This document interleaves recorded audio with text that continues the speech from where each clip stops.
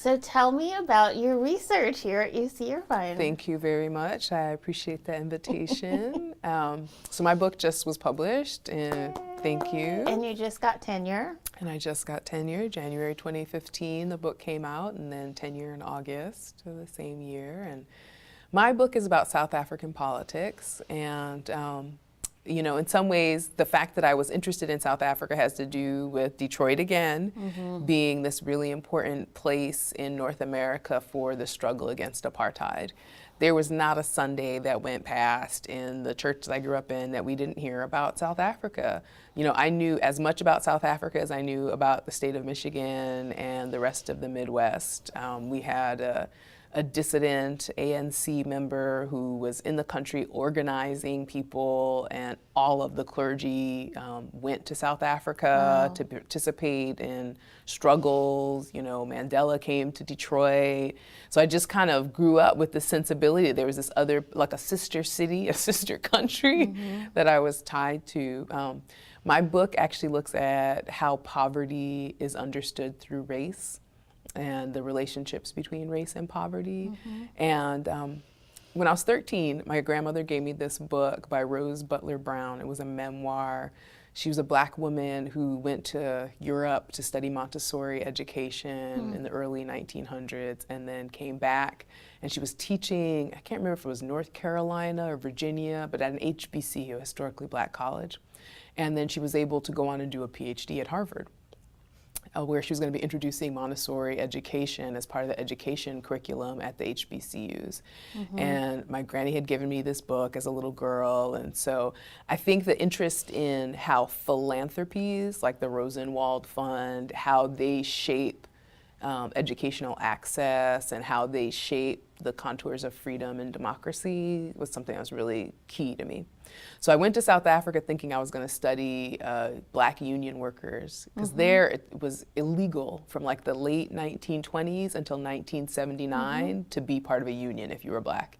Meanwhile, you know, if you know anything about South Africa, gold and diamonds and so many other minerals was all being done, you know, by millions of black people from all over Southern Africa. And domestic labor and secondary industry labor. Coming from Detroit, I was really interested in focusing on unions.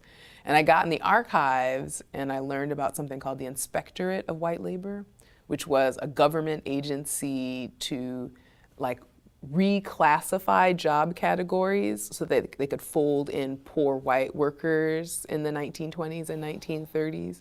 So let's say that you were a black man from Malawi and you were working in a diamond mine and you were a digger. You know, so that was your job. And even though that was not something that black people were supposed to do, you became the first Negro in the mine who was allowed to use this particular tool. Once they had this whole group of white workers coming in, they wanted to have them be in jobs over whatever black people could do, right? And so they replaced them. And so in South Africa, they've been trying to do this for about a decade pretty unsuccessfully, you know, trying to convince policymakers that they needed to protect the poor white worker. They need to make sure that poor white workers had jobs over black people, because otherwise their kind of society would go run amok. If black and white people had the same social status, that would just be a problem. And I heard about this inspector, and I just was in the archive reading more to find everything out about it. And then I found out that the Carnegie Corporation had paired up with the Inspectorate of White Labor. It would kind of be like if I don't know, some foundation from some other part of the world came to the US and sort of like hooked up with some government agency here to forward their work.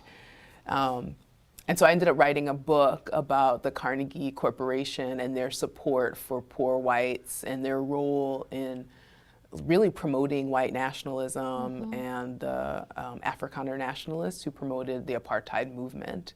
It's a really paradoxical kind of project, because we typically think of Carnegie as being this foundation for peace and equality and, you know, global freedom and Education. And in this instance, their hand was really kind of trying to identify white welfare queens and fix that social problem. And they spent enormous sums of money and brought American scholars to South Africa and hired about 10 South African scholars who all went on to really important roles in apartheid governance. So they went on to, you know, in some ways, the external approval of this social science and this philanthropic kind of meeting of the minds that Carnegie funded really made Afrikaner nationalism consolidate in a way that it had never been able to before. I guess the kind of shorthand would be, again, if some philanthropy from some other part of the world came and, you know, funded whoever was the most, you know, right-wing. Yeah, right. Like if we found out that it wasn't like the Koch brothers that were funding Donald Trump, but it was like, I don't know, some other international. And so I write about the ways that international organizations shape domestic racial politics and can really profoundly influence, you know, elections and, you know, the unfolding of people's lives for generations.